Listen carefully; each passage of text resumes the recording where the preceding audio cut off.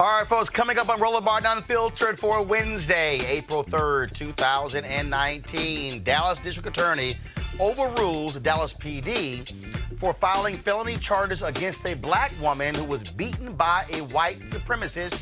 She will join us live with her attorney. The man arrested for the murder of Nipsey Hussle is held on $7 million bail. We will explain to you exactly who he is and what took place today in court. Drama in Virginia as Lieutenant Governor Justin Fairfax speaks out with detailed denials of the allegations against him, and he wants the DA in Boston and North Carolina to investigate the sexual assault claims. He's not waiting for the alleged victims to do so. A huge victory for Lori Lightfoot in the Chicago mayoral race. She blew away Cook County Board President Tony Preckwinkle. She becomes the first black woman ever to become mayor of Chicago. And progressive Democrats are upset with plans by party leaders to shut down primary challengers in House races. What the hell are the Democrats thinking?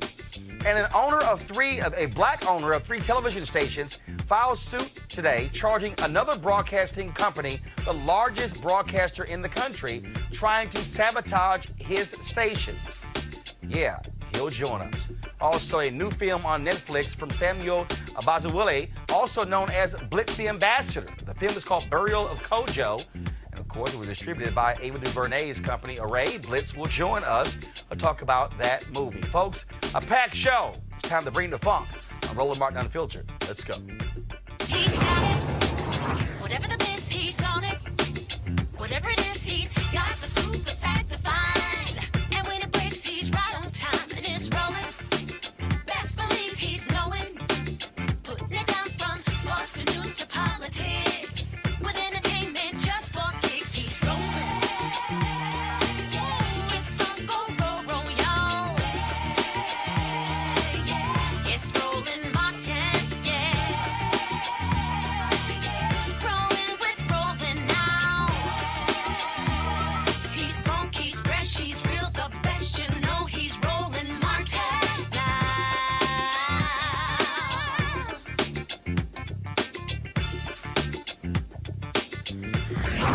Martin. All right, folks, on yesterday, Dallas Police Department filed felony charges against the black woman who was beaten by a white supremacist in Dallas. You might remember the video.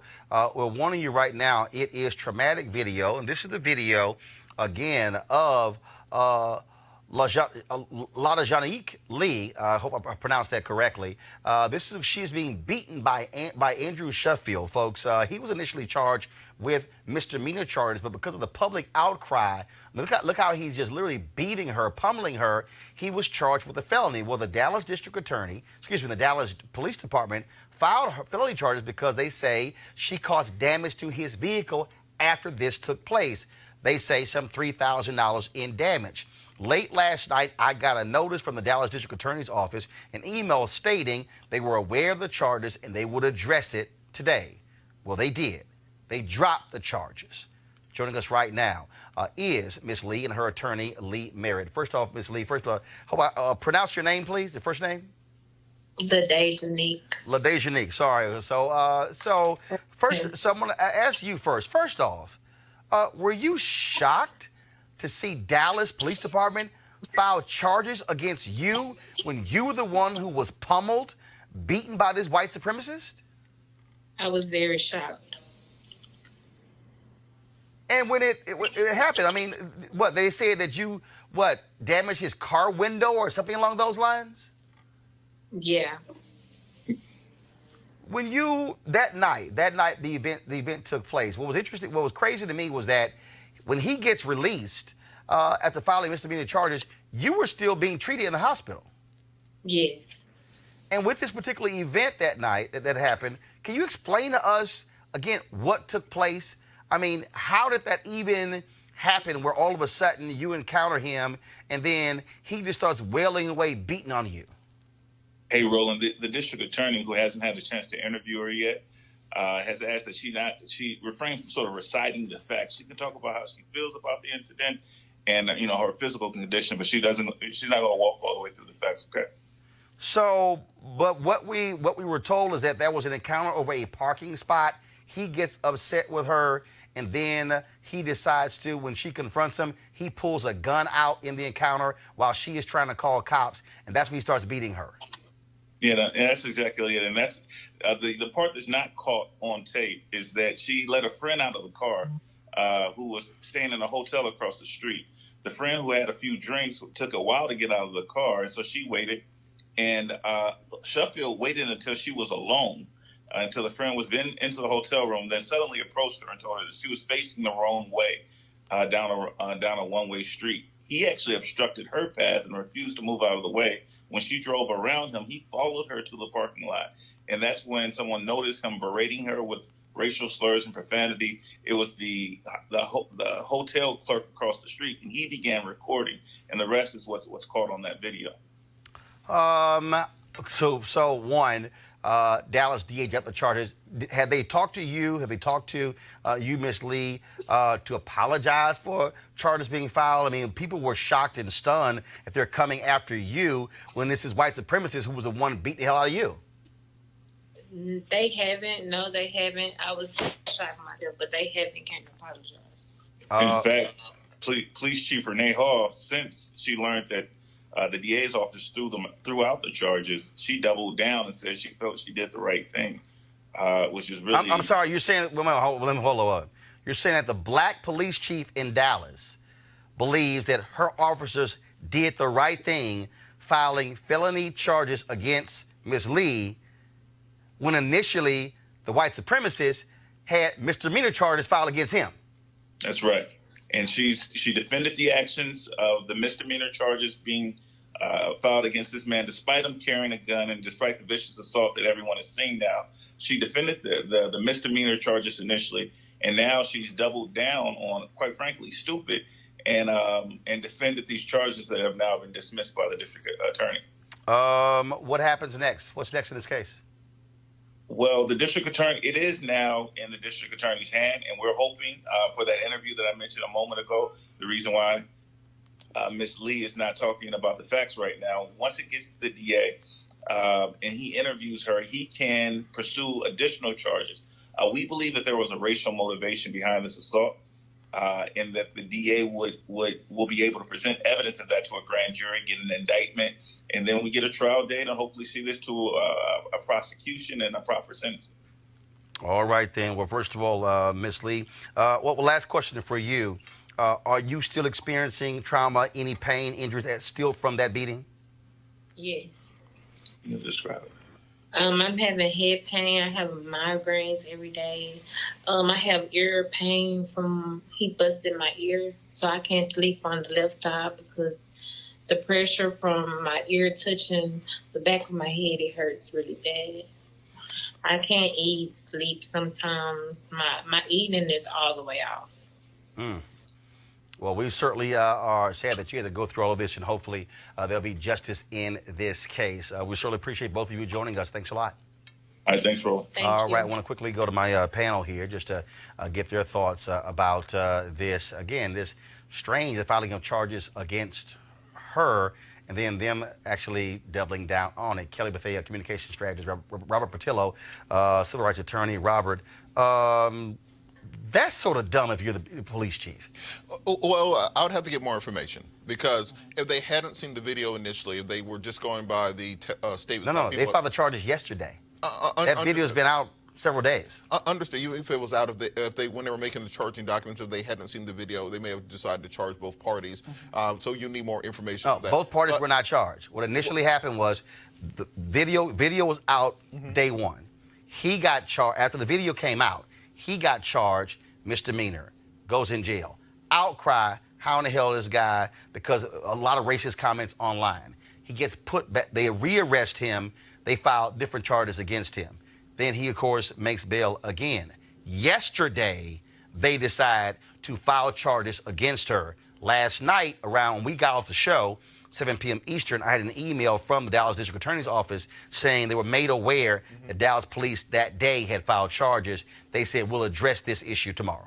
Well, this is part of the reason that we have two parts of our prosecutorial process. You have the police, which investigate and arrest, and then the district attorney's office that has prosecutorial discretion as to whether or not they're going to pursue charges against the individual. I think the more salient point is that this sounds like it fits perfectly into the 2010 expansion of hate crime laws, and this should be pursued by the federal government. If somebody's making racial slurs while attacking somebody because of their perceived racial or gender identity, that falls clearly within the hate crime statute. And even we've seen the Dallas, both police department and district attorney's office have issues on racial issues, everything from Botham Jean to the Dallas shootings from several years ago. So this may be something that should go in their federal purview. Of course, Kelly, we also there's a new black district attorney in Dallas, John Kojo, who beat the previous black female DA. Just your thoughts on this? I just think it's disgusting how black women are treated in this country, much less Dallas, Texas. Specifically regarding the hate crime aspect of this, I agree with panelists here regarding just the steps needed to be taken in order for this to actually get to a hate crime status regarding charges. My thoughts immediately go to what happened in Maryland recently within the past 2 years, the case of Richard Collins III. Yep. That was another case in which a white guy out of nowhere just stabs someone from my alma mater and kills him 2 days before graduation.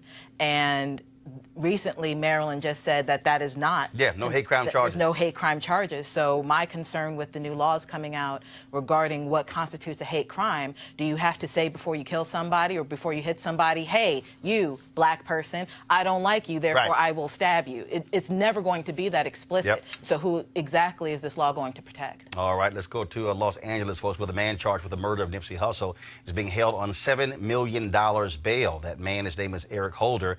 He's a rapper who goes by the name of Fly Mac. He sang body bags, 38 gun blasts, and bloody homicides in his songs. TMZ reports that Holder kicked Hussle in the head after he shot him. TMZ also reports that Hussle was alone at his shop because he went there on the spur of the moment without security to get some new clothes for a friend who just got out of prison after 20 years. But remember, Hussle was shot and killed. 2 other people were also wounded as a result of that. And so that's the latest in that particular case. Let's talk about Virginia, where Lieutenant Governor Justin Fairfax, his 2 accusers told their stories to Gayle King on Monday and Tuesday. Well, today, Fairfax went before the cameras, coming out to once again deny their allegations of sexual assault. This time, he did so point by point. Here's a video. While Dr. Tyson has stated definitively that she met, interacted, and had a conversation with me in Boston on July 26, 2004, the first day of the convention. In fact, Senator Edwards and I were not in Boston on that date. We did not arrive to Boston from North Carolina until the following day. After I arrived, I met Dr. Tyson in passing. She was a volunteer at the convention. As young adults and students, we spent time together talking. I invited her to my hotel room where we engaged in completely consensual activity. I have heard Dr. Tyson say that I held her neck and physically forced her to engage in sexual contact. That is simply not true. What she alleges never happened. At no time did I force any contact. And she's also said that she was visibly upset and crying. That also is not true. At no time was she crying, or did she express any concern, reluctance, or discomfort. Her demeanor never changed throughout the entire encounter. We engaged in friendly banter after leaving the room. Dr. Tyson has said that after our encounter, we had no further contact. That too is not true. In fact, she reached out to me more than once after the convention had ended, and we spoke several times in the weeks after the convention. In fact, at one point, Dr. Tyson left me a message asking me if she could visit me in New York City, where I had returned to school at Columbia Law School, and even invited me to meet her mother. I did not respond, and our relationship did not continue. Through it all, I had no reason to believe that she felt that our interaction in Boston was anything other than 100% consensual. As regards Ms. Watson, I knew Meredith Watson when we were both in college at Duke University. We had many mutual friends and saw each other often. While she and I had never previously had a physical or romantic relationship, we were friendly with each other. On one occasion late in my senior year, in the year 2000, she initiated a consensual encounter with me. I did not rape or sexually assault Meredith Watson. I did not lock the door. I did not turn out the lights. I did not hold her down or use any physical force whatsoever. We were both willing participants. After that encounter, I saw her on occasion when we were with mutual friends. At no time before, during, or after our encounter did she ever say or do anything that suggested to me in any way that she believed, that she thought anything that happened between us was something she had not wanted or that she was uncomfortable with. Ms. Watson has alleged that we later had a conversation about the encounter where I supposedly raised the fact that she had previously accused a Duke basketball player of raping her, and therefore I thought she would, quote unquote, be too afraid to report another assault. No version of that conversation ever occurred. Now, folks, also in the news conference, Fairfax made it clear that he also took 2 lie detector tests and passed both of them. Of course, his statement was a lot longer than that. Now, check this out. Go to my iPad, please. He also said this, quote, "At my direction, my attorney has contacted the district attorney's office in Boston, Massachusetts, and the district attorney's office in Durham, North Carolina. Each would have jurisdiction over these alleged crimes. My attorney has asked each office to launch an investigation of these allegations if they have not already done so." Now, what has been going on, of course, is in that interview, Tyson said she would be willing to speak before a process, a legislative process in Virginia. This is a statement that was released today by the lawyer for Dr. Vanessa Tyson. This is what they released. Since their allegations became public in February 2019, Dr. Vanessa Tyson and Meredith Watson have made clear they believe the people of Virginia deserve to hear about the sexual assault and trauma they experienced at the hands of Lieutenant Governor Justin Fairfax.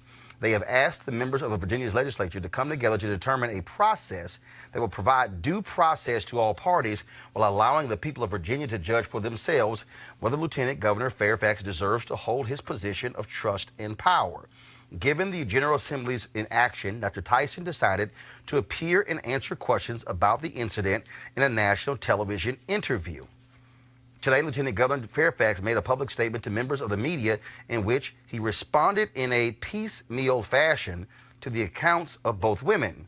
He insists that he is fit to serve as Virginia's lieutenant governor unless he is convicted of criminal court. However, a politician's fitness for office is wholly independent of the workings of the criminal justice system. We believe Lieutenant Governor Fairfax's statement to the media further exemplifies the need for a bipartisan public hearing in which all sides have an equal opportunity to testify under oath and present facts and evidence. It is unclear why Lieutenant Governor Fairfax is refusing to appear and testify under oath in the General Assembly about his past conduct.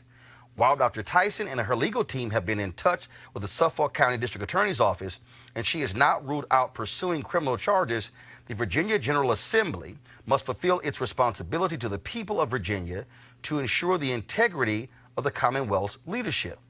Reports have indicated that Virginia's legislators are at a political standstill and unable to agree on a way to allow all parties to testify in public and under oath. Sexual assault is not a partisan issue. The failure of the Virginia legislature to provide all sides the opportunity to be heard sends a devastating message to sexual assault survivors in the Commonwealth that their state representatives will silence them in order to gain political advantage. We hope that the General Assembly and Lieutenant Governor Fairfax will agree to hold an open, fair hearing where all parties can come forward to provide information about this serious matter. Now, let me break this thing down. I want to break this statement down and also deal with his statements. Also joining us is Dr. Jason Nichols, lecturer for the Department of African American Studies, University of Maryland. So I'm going to start from the bottom up, because here's what I found to be quite interesting as I read this. First, this statement says The failure of the Virginia legislature to provide all sides the opportunity to be heard sends a devastating message to sexual assault survivors in the Commonwealth. First of all, neither one of them are from Virginia. One took place in Boston, one took place in North Carolina. They say in here that Fairfax addressed his piecemeal. That's actually not what happened. But I'm still trying to understand here. This is the statement from the lawyer for Vanessa Tyson. Okay, Deborah Katz. She's trying to push the Virginia legislature to hear this out, Kelly, but they don't want to file a complaint in the legal. Fairfax basically said, wait a minute, I'm being accused of forcing someone to have oral sex in Boston and raping somebody in North Carolina. He said, fine, since y'all doing this, I'm going to call the DA. Mm-hmm. I'm still sort of stuck on this, that the lawyer for the women don't want a legal investigation. They want a political discussion. And they even said in here to allow facts and evidence to be presented. Hold on, go back. We believe Lieutenant Governor Fairfax's statement to the media further exemplifies the need for a bipartisan public hearing in which all sides have an equal opportunity to testify under oath and present facts and evidence. Kelly, why wouldn't you present facts and evidence to the district attorney who prosecutes? My question is, are there really facts and evidence at all when it hasn't been to court yet? That's the nuance here that I'm not understanding. This is a very peculiar situation. I've never seen anything like this.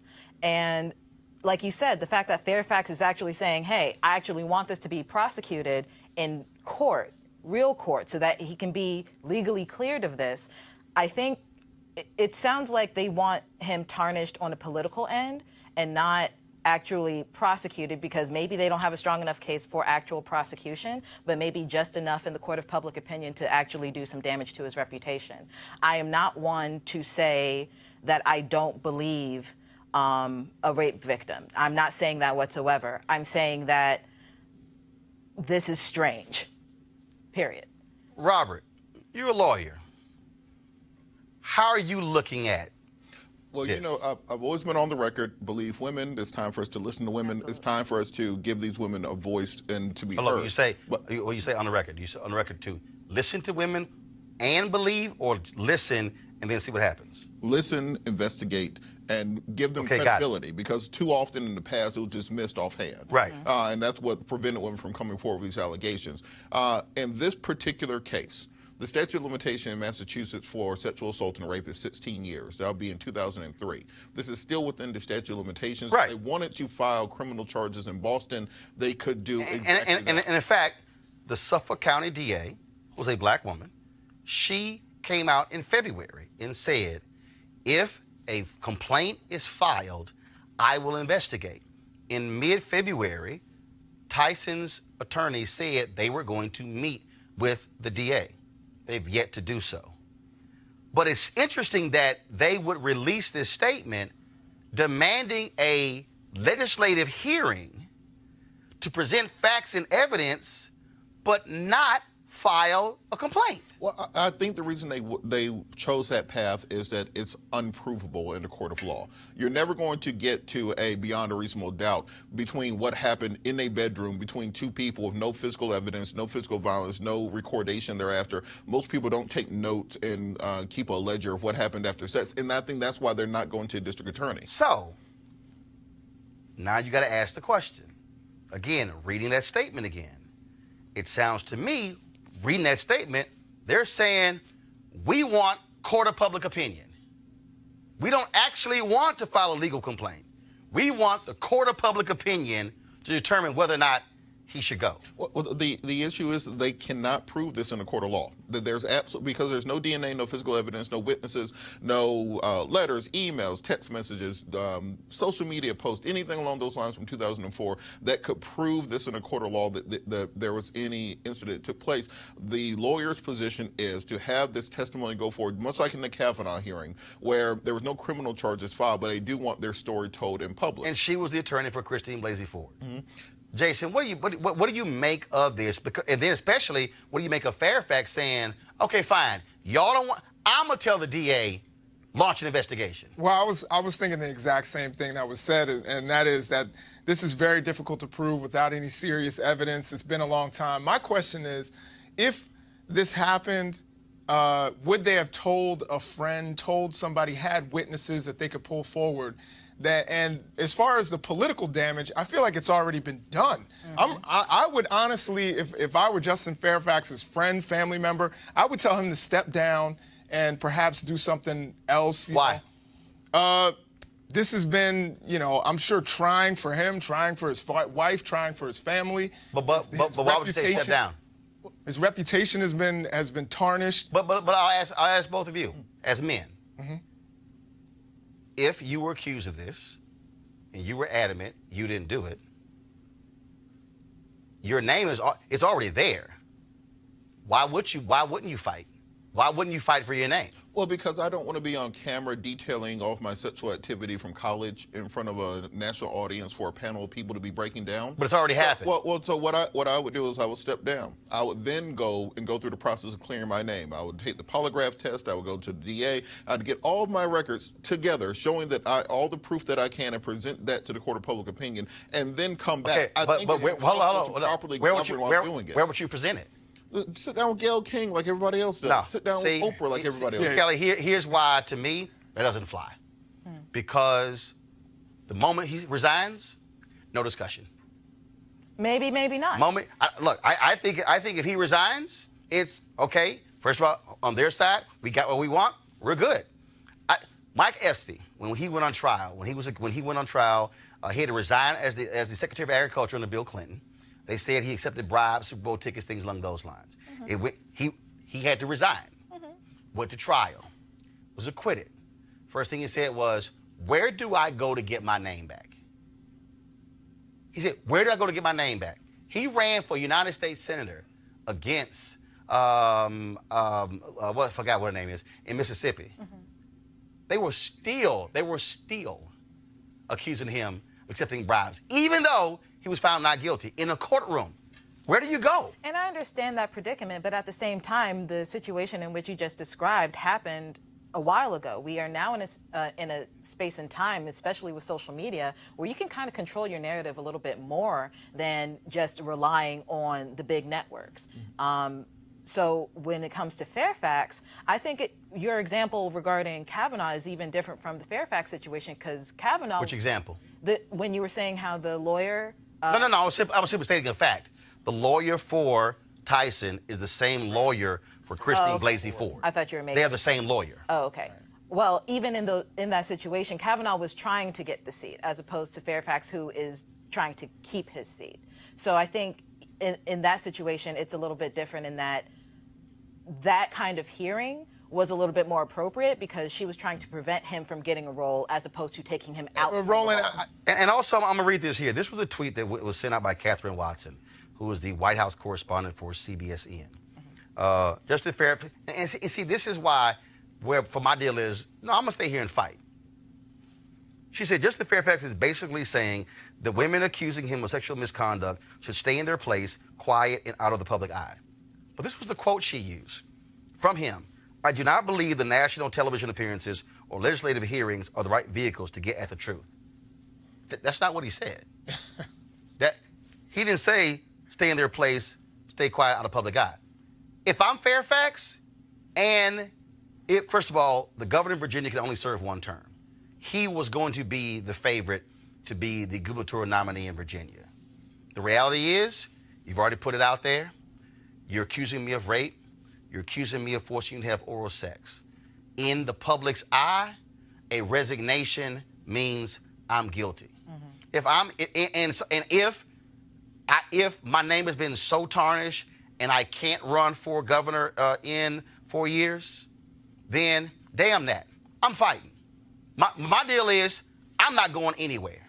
If someone accused me of something and I absolutely believe I did not do it, I'm not going anywhere. I'm going to fight for my name just where I am, because I busted my butt too hard to get to where I am to then scurry off to go somewhere else. Now, I get folks say, hey, but at the end of the day, if you already tarnished my name, hell, I'm staying right here. I dig that, Roland, but at the same time, we saw I think your example of Mike Espy is a good one.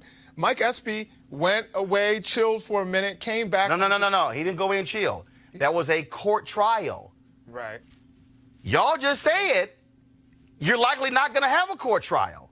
So if that's the case, that means a Fairfax can't go to a courtroom, and if I'm found not guilty, I can stand up and say the people said I wasn't found not guilty. But let's remember, Nate Parker was found not guilty, and then people that torpedoed Birth of a Nation when people said, yeah, although you were found not guilty, we still think you did it. So it's one of those things that people, it's just like if you settle a case. You know, you settle a case, folks still say, oh, yeah, you settled, but I think you're a pedophile. And so it's one of those things where I'm just saying, if that was me, and you accused me, and I didn't do it, oh, hell no, I ain't going nowhere. We going to fight. But well, number one, not guilty does not mean innocent. R. Kelly got found not guilty. Precisely. Right. So that's, which is my point. So what you just said is that even if you go through a trial and found not guilty, you will have people who are saying you still did it. And so if I quit, I'm basically giving you what you want. I ain't going to do it. Final comment before I go to my next story. I think for me, and the advice I would give a client is step down, clear your name, get all of your information, put it back into the court. But how do you clear your name? What's the process to clear your name? Look, while you're in office, you can't fight this and effectively govern. So there's nothing he can do effectively as lieutenant governor right now. Lieutenant governor ain't like you got great duties. Okay, you ain't got that many duties. Kelly, go ahead. I mean, you ain't got that many duties. Let's just be honest, okay? You don't know if Virginia. No, you don't. Okay. It's a part-time position. It's not even a full-time salary. Fair. He has 2 staffers. And that's fair. That ain't I got more than 2 staffers. You do. Because you have a full organization. I got 3 staffers in Chicago. Fair. I ain't even counting the people here, but go ahead. I agree with my panelists here in that I personally would step down because it really is a damned if you do, damned if you don't situation. But at the same time, the damned if you do, in that case being the situation in which you step down, again, you control the narrative a lot better and a lot freer than you having to be restricted by whatever the rules therein of, What rules? Whatever Virginia has regarding press on behalf of the lieutenant governor. There are no rules. There are no rules. No, there are no rules. You can talk. You're not restricted from anything. And in fact, I think you're actually in a better position to defend yourself where you are. Jason, go ahead with your final comment. No, I would say that Justin Fairfax in some ways is taking the right road and saying, look, I want this to go to court. I think that's actually a good way of going about it. But staying as lieutenant governor, I think, does damage to probably a lot of the causes that he wanted to fight for in that position. So if it's not really necessarily just about him, it's also about the things that he wanted to advocate for. His name right now and everything that he is attached to is going to be brought down. And I think that's... And guess who hasn't left? Governor the blackface governor and the blackface attorney general. Well, we already are held to a different standard. No, damn that. They need to go too. But if you look at the polling data in Virginia, that's not what the folks in Virginia are saying. So we'll see exactly what happens in Virginia. Oh, I'm just saying, you accuse me of something I ain't do it. We're going to fight until hell freezes over, then we're going to fight on the ice. Going to a break. We'll be back in just a moment. Roland Martin Unfiltered. You want to check out Roland Martin Unfiltered? YouTube.com/Roland S. Martin. And subscribe to our YouTube channel. There's only one daily digital show out here that keeps it black and keep it real. It's Roland Martin Unfiltered. See that name right there? Roland Martin Unfiltered. Like, share, and subscribe to our YouTube channel. That's YouTube.com/Roland S. Martin. And don't forget to turn on your notifications so when we go live, you'll know it. Here we go. All right, folks, you have plenty of pictures in your home, but you've never seen anything like this before. Introducing EasyTiles, the world's first photo tiles made of sleek and ultra lightweight glass. EasyTiles makes it very simple. You use your exclusive app for iPhone and Android to upload as many photos as you like. Then they print them on tempered glass. Now, your order arrives on your doorstep in a few days. And that's when the real fun begins, because with EasyTiles, you'll transform your living space with a gallery wall that will amaze each and every guest. EasyTiles are even simple to hang, no hammer and no nails. Even Robert could do it. And because they're mounted on small risers, they appear to float on your wall. Easy to order, easy to hang, and guaranteed for life. Now you can save 30% on any size order, plus get free shipping on orders of 4 or more. Just download the free EasyTiles app at EasyTiles.com and turn your best memories into beautiful glass wall art. Plus, save big now with this special offer. That's EasyTiles.com, EasyTiles.com. Hey fam, want to check out Roland Unfiltered, the blackest show on all of digital, cable, and broadcast. Check out our audio podcast. There's only one daily digital show out here that keeps it black and keep it real. It's Roland Martin Unfiltered. Press play.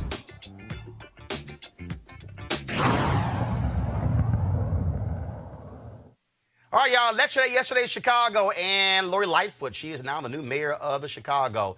She, of course, corporate lawyer, also worked in public space under Rahm Emanuel. She blew away Cook County Board President Toni Preckwinkle 73-26. She beat her ass like she was precious. Like she beat her with a tire track, a belt, a switch, and an extension cord. Yo, that's a blowout right there, y'all. Of course, Preckwinkle, not only was she the president of the Cook County Board, she also, folks, was the head of the Cook County Democratic Party. She had major labor support, but in Chicago, they wanted change. And then, of course, even a last-minute effort to try to blast Lightfoot with flyers around black churches in Chicago because she's a lesbian did not matter. She won in every one of Chicago's 50 wards, a stunning rebuke to establishment politics in that particular city. And today, Reverend Jesse Jackson Sr. insisted both of them attend a unity rally to ensure that people understand that you have to move forward together, because also what's important, Preckwinkle will still be the Cook County Board President. Lightfoot's going to be mayor. They're going to be on opposite ends of the same building. Here, of course, is some of that unity rally. So we don't have the video of it, so I thought we had the video of it, so I'm going to try to pull up in a second. It was pretty cool there. Now, folks, let me go here. It was very interesting. It's very interesting to see what's happening here. Change, it was clear change. And even you had some young black activists, BYP 100 Chicago, they were saying that Lightfoot, that, you know what, she called for some of the closed schools to be turned into police academies. They felt that she be too much about the police. Did not matter. To have that wide of a margin says a whole lot about how people felt in the city, even though 65% of the city's 1.6 million registered voters did not vote. Well, that's the point I was going to make. I lived in Chicago, went to law school in Chicago, Kent College of Law, lived right there in Hyde Park.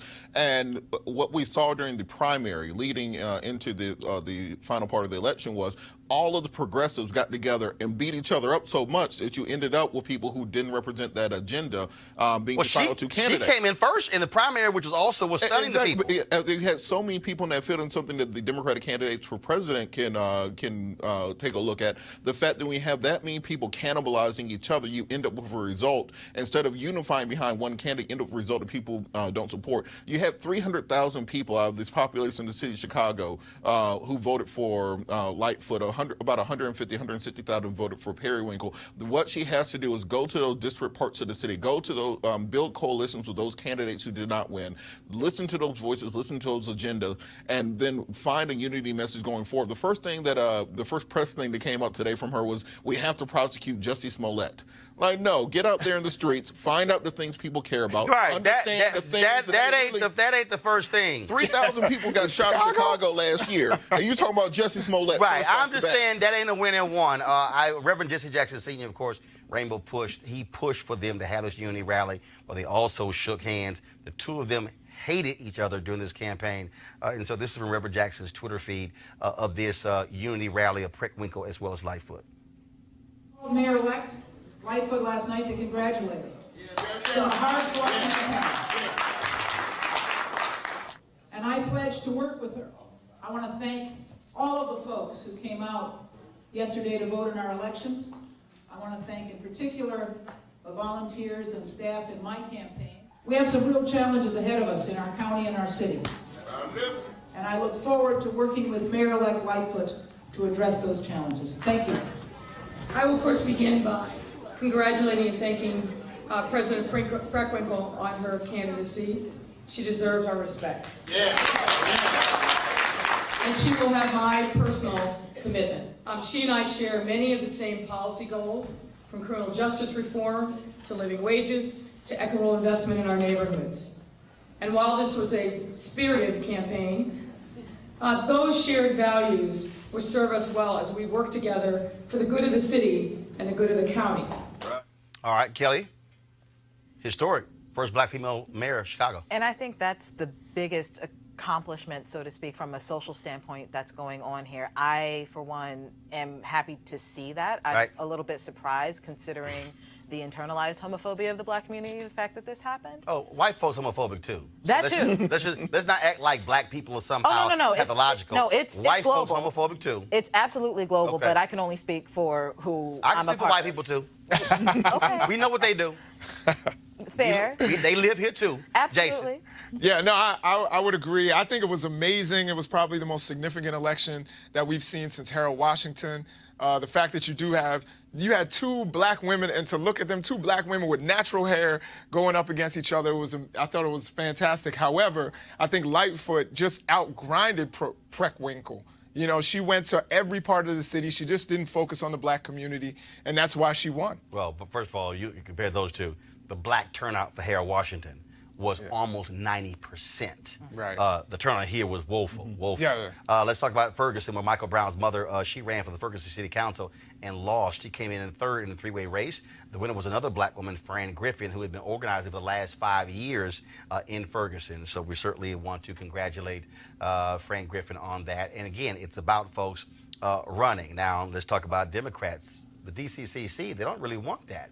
The Democratic Party establishment, they want people to, like New York Congresswoman Alexandria Ocasio-Cortez, frankly, to never run. Of course, she won her seat by beating Joe Crowley, a longtime incumbent, but the DCCC, Democratic Congressional Campaign Committee, which governs, of course, wanting to elect incumbents, they passed a new rule that makes it perfectly clear, if you work for any candidate who's opposing a challenger, you can't get a contract.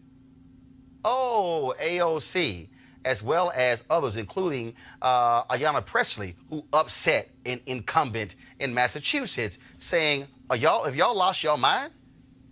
A lot of the new freshmen in Congress are a result of folks challenging incumbents, people who raised small amounts of money, who did not have endorsements, who did not get lots of praise from incumbents. They are saying this makes no sense and it is wrong. And frankly, I agree with them. I think the Democrats, first of all, I get the DCCC's position, but I do not think you penalize somebody who works for an incumbent, because the very same incumbents who are now there, you want them and their votes. You want them raising money. Okay? Democrats, they want Cortez, and they want Ayanna Pressley and Lauren Underwood and Ilhan Omar out there because they have brought a new energy to the party. DCCC, this is stupid and shameful. Well, I think old people are stubborn sometimes. And when you have Shocking. And when you have that old folks club, that old folks group, people 70 or plus, yeah, yes. When you see all these they young start people, getting old. Yeah, coming in and shaking up things, they forget that they were at one point in time those young insurgents. firebrands. Yes. If you look at the 1977, 1976 congressional class, you had John Conyers, you had Maxine Waters coming in to shake up the system. But when you get comfortable, when you become part of the establishment, you know, there's that line from Batman: you either die a hero or live long enough to see yourself become a villain. Many of these people have grown to become that villain. I think that is one of those situations where, especially with the DCCC, what they're doing is becoming almost dangerously close to kind of this old white man club by doing something like this. Because who's coming up? People of color, women, LGBT community, and the like. Everybody who's considered a minority. Those are the people who are, fighting after these seats. And it's because of people like AOC, Ayanna Pressley, Ilhan Omar, that they feel encouraged to do so. So now you're in a situation where you can't do that. Yeah, I would agree. And I would say that, just kind of what was alluded to earlier was I think it's also old black folks. It's not just old white folks. People just out of their cold, dead hands. First of all, anybody. They don't want to let go of power. If you in office, you ain't trying to you ain't trying to lose power. And so that's what this is. Their job is to protect incumbents in seats, but I'm sorry, you don't own that seat. Right. I think maybe, I'm not totally against term limits. I've thought about, perhaps some of these people need some term limits. Well, the issue here is not really term limits. The issue here is you saying we're going to penalize somebody who works for a campaign. So they are threatening, if you work for a challenger, you are risking never working for us again. And to me, that's wrong. So the DCCC should change this. You can support incumbents all you want to, but to literally threaten folks who work for a challenger, that to me is dead wrong. We believe in the importance of black-owned media. That is black folks owning media, whether it's television, radio, newspapers, websites. Well, today a lawsuit was filed by a black owner, Pluria Marshall, who is suing Nexstar, saying they sabotaged his efforts to actually run the 3 stations he bought from them several years ago. Now, we reached out to Nexstar for comment. A spokesman gave us this statement. The allegations made by MBG in this lawsuit against the company are spurious and without merit. The company intends to vigorously defend itself regarding this matter in a court of law. Joining us right now is Pluria Marshall. Pluria, how you doing? I'm great, Roland. How are you? Doing great. So you bought these stations how long ago? We bought the stations in 2014 and 2015. And what was the relationship like when you bought the stations? Was it good? Was it a good working relationship? Roland, it was a dream come true for me. It was great. I'd been out of the broadcast business, the TV business, about 25 years, and it was kumbaya. Fantastic. Pluria's back in the business, and I should be able to produce programming, run the stations as we saw fit, and contribute to our communities. Of course, you also own black newspapers. You're a second-generation person involved in media. And then what happened? How did this thing go south? Well, it basically went south from day one. The folks at Nexstar did not like the structure of the deal that the FCC put forth. And from just about day one, everything that they did was to make it difficult for me to run the businesses from a corporate standpoint. Explain that. When you say how the FCC structured that, so when they sold the stations to you, was that a result of having to meet FCC obligations because they own too many stations? Well, it was the stations were sold to me based on there's a very low number of black male television station owners, black men. There's actually first of all, it's a low number of black, period. Black men and women. I mean, it's damn near non-existent. Right. It's actually a rounding error. It's 4 of us that own stations, probably collectively maybe 20 stations out of 1,400. And so they were selling the stations. Was a tax break involved? Was there some sort of benefit to them selling to an African American? No. The benefit to Nexstar was that they had a $500 million deal that they had on the table. And the only way to get that deal done was to sell to a minority broadcaster, which, of course, was me. And so what were they doing to you? When you alleged sabotage, like what? What were they doing? For instance, they would go into the market and their managers in the markets would say, oh, yes, we run the Marshall stations. And as per the FCC, that was the exact edict that the FCC said, no, Marshall runs his stations. At every turn when we would go into the market to make sales calls, they say, well, the Nexstar folks said that they represent you, which is just not true. So, and from a local sales standpoint, you have to look at this. There are oligopolies. It's 4, 5, 6 stations per market. And if one company comes in and says, we represent these guys, we represent basically, half the market, do business with us. How did you try to resolve this over the last few years with them?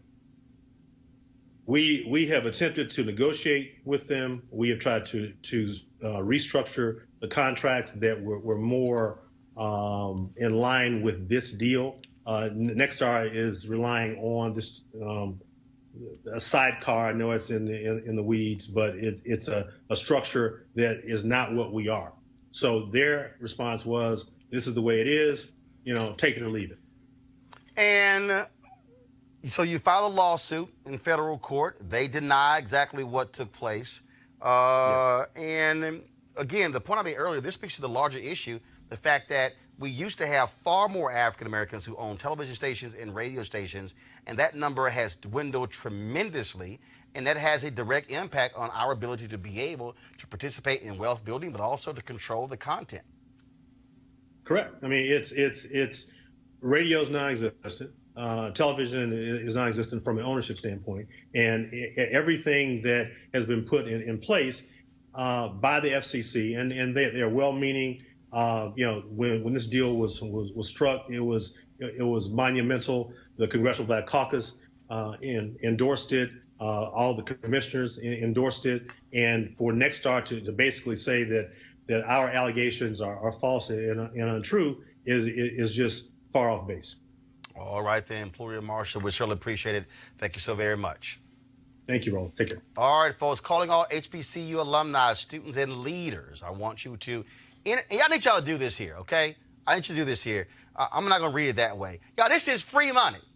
This is free money, and we need more people to actually go to this website to sign up to help your HBCU. You can enter the Ford Motor Company HBCU Mobility Challenge and win $25,000 for your school. Now, building on the long-term support of HBCUs, Ford is looking to improve mobility in HBCU communities through innovative solutions. Now, the winning program will receive a grant of up to $25,000 to implement their proposal. The deadline was March 31st. It's been extended to April 15th, 2019. So go to this website, fgb.life, for more information and to apply. You don't have to go to that HBCU to apply. You actually can sign up your own school or your favorite school or one near you, the one you support. And so please go to fgb.life, fgb.life for more information and to apply. And remember, Ford goes further in our community. We certainly appreciate them being a partner here at Roland Martin Unfiltered. This weekend, Sunday, this past Sunday, the burial of Kojo, a new film that dropped on Netflix that tells the story of a young woman in Ghana as she remembers her childhood and the contentious relationship between her father, Kojo, and her uncle, Kwabena. Take a look.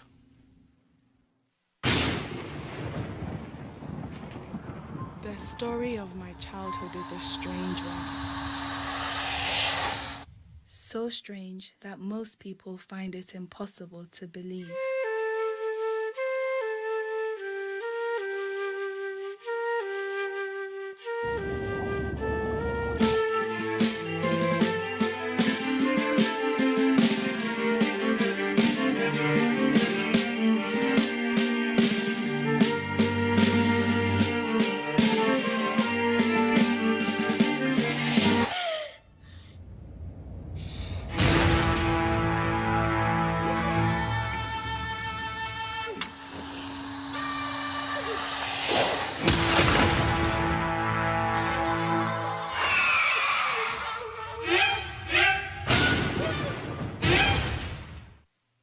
Director Blitz Bazuwele joins me right now. Blitz, is that how I pronounce your name? Yes, sir. All right, I'm just making sure. All right, then. So you've done this movie without a studio, obviously, without a lot of marketing. And what we have seen because of Netflix, really the opportunity for directors like yourself to really be able to show their wares, show their talent, and tell their stories to a worldwide audience. Well, absolutely. It is a game changer in terms of, people who have been marginalized and haven't had an opportunity. The studios really controlled everything that, got distributed for a very long time.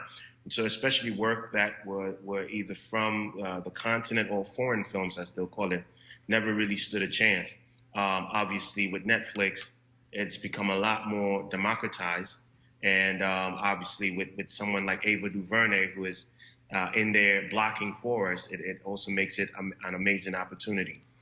We have seen an increasing number of stories coming out of the continent of Africa. Now, obviously, last year with Black Panther, folks making $1 billion worldwide, telling the story of this fictitious African country. The thing that I still think is important is that it was, as the sister Dana, who played in Black Panther, said, the Image Awards this weekend, she said it was the African diaspora that made Black Panther so well. And so, but with 2/3 of the world being people of color, you have the ability to really tell your story and to be able to generate attention and tell more of these stories. Yes, absolutely. And I think the key thing that's changing is our access to technology, which I think for a very long time was a huge barrier to entry. Yeah, you can have a good story, but if you didn't have the access to create the work, you stood no chance. Now, things have changed drastically in terms of access to the cameras that are necessary, but also the technical know-how.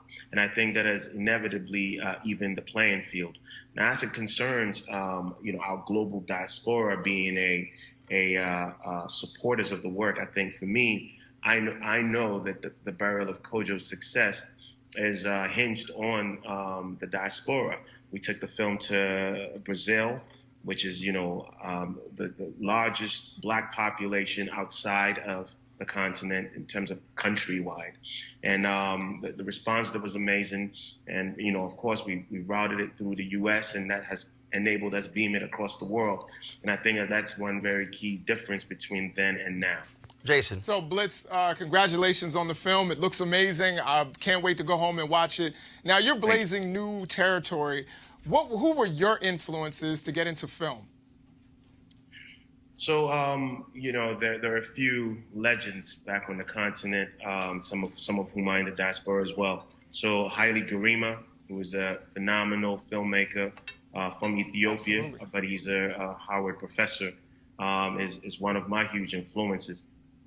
Spike Lee, Spike is who taught us that, you can have an inward gaze and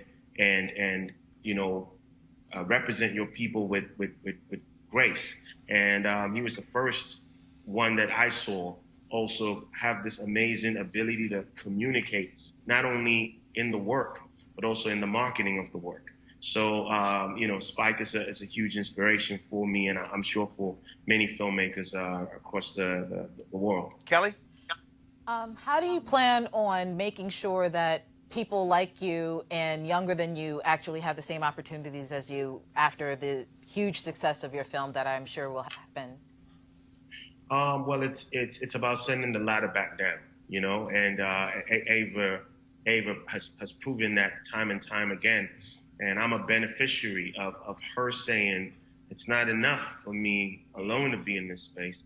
It is not enough for only African Americans to have this space. It's not enough for only continental Africans to have this space. It's important that all marginalized people have this space. And I think that has been an amazing feat. And I haven't seen anyone be that consistent. And that has been a huge inspiration for me. I personally also run an organization in Ghana called the Africa Film Society. And our work is similar to what's happening here with Ava and Array, where, our key thing was how do we first educate people and let them know that Africa has a cinematic history. That's the first thing. Because most people go to universities and have no idea that Africans have made films from the 60s onward. And so that's the first thing. The other thing is how do we preserve this work that already exists? And how do we get that work beamed across the world? So that's what we do with the Africa Film Society. And the goal is that through that, we will create opportunity and that more awareness about African cinema just globally. Final question, Robert. For about a generation, people in the diaspora were bombarded with negative images and iconography about Africa, and for that reason, disconnected from their people. They built up a certain level of prejudice towards people from the motherland. How does your film help to break down those prejudices, and how do you plan to reach out to people, particularly in America and as you said, Brazil and other locations, to break down this stigma and get them more interested in African films? Well, I mean, listen, African cinema in general is probably one of the strongest mediums in the world. It unlike, say, literature, unlike, fine art or music, it has the ability to build very direct empathy or has the ability to create heavy bias that, based on what you view and based on what you take in, you form your opinions on a group of people. And there has been no secret that as it relates to the continent, there has been a very concerted effort, and it has been longstanding, to create these very derogative images of us. And even it goes on today. Most of the films that you have seen or heard from the continent revolve around war, famine, and everything in between. And for the burial of Kojo, we were very clear about the fact that this was a huge opportunity to, for the first time, people see the continent in its beauty and its glory. That's number one. The second thing was, we were very critical even about the proximity of the camera, because a lot of times when you watch African films, they feel so distant. You don't really build the kind of empathy and connection with characters. We were very clear that the camera was a stand-in for our people, and that the closer you were to the characters, the more empathy you were going to build. And I think that it's our responsibility as a diaspora and as a continent to be cognizant about these images and to only do our absolute best to reflect ourselves in the best light. So the burial of Kojo, absolutely. It was very intentional, and we're very excited. The reviews have been stunning, so we're extremely excited. Blitz, congratulations, folks. The Burial of Kojo airs on Netflix. You can watch it right now. Blitz, thanks a bunch. Good luck. Thank you very much, Roland. It's a pleasure. All right, thanks a lot. Again, folks, also want to thank Jason, want to thank Kelly, want to thank Robert as well for joining us and all of our guests. Look, all something we talked about today is why we do this show. There's no other show like it. You're not going to have this much black news being talked about anywhere else. And I would out dare say there's no other show. You can actually find 3 black people on set at the same time talking about public policy. Because, they always have 1, maybe 2 of us, not 3 at the same time. And so y'all want to go to, because when Jason's on Fox News, that ain't going to happen. Just letting y'all know. You want to support Roland Martin Unfiltered, please join our Bring the Funk fan club. Go to RolandMartinUnfiltered.com. Use the Cash app. Use Square. Use PayPal. And look, a lot of you are watching right now on Periscope, on YouTube, on Facebook. I keep trying to tell you, we have to fund our own freedom. We are not going to see these stories elsewhere. I doubt you're going to see CNN or MSNBC or Fox News interviewing Blitz about burial of Kojo, while we have to have our own media. So we need your support as well to do so, to make all of this possible.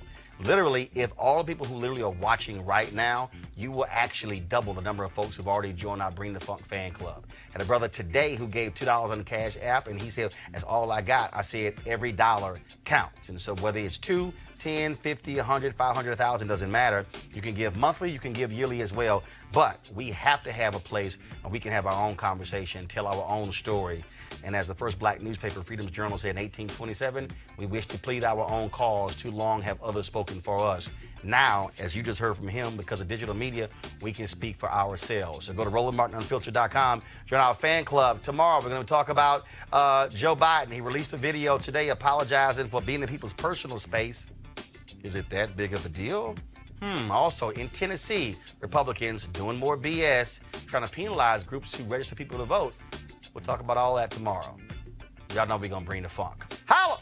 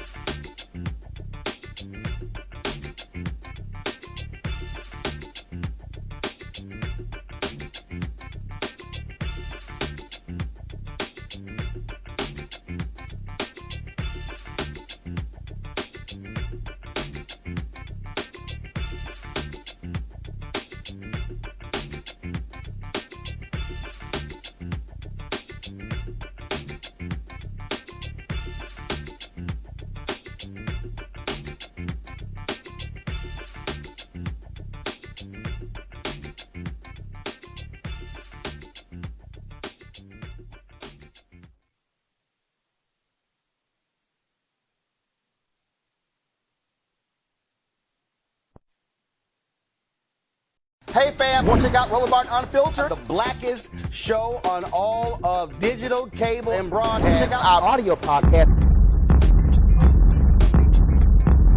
There's only one daily digital show out here that keeps it black and keep it real. As Roland Martin Unfiltered. Press play. You want to support Roland Martin Unfiltered?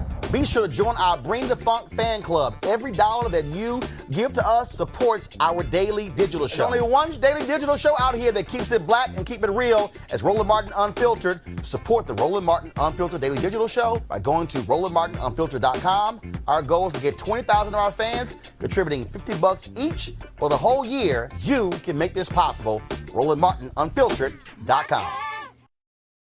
You want to check out Roland Martin Unfiltered?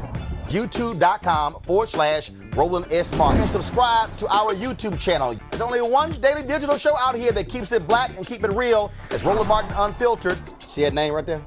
Roland Martin Unfiltered. Like, share, and subscribe to our YouTube channel. That's YouTube.com/Roland S. Martin. And don't forget to turn on your notifications so when we go live, you'll know it.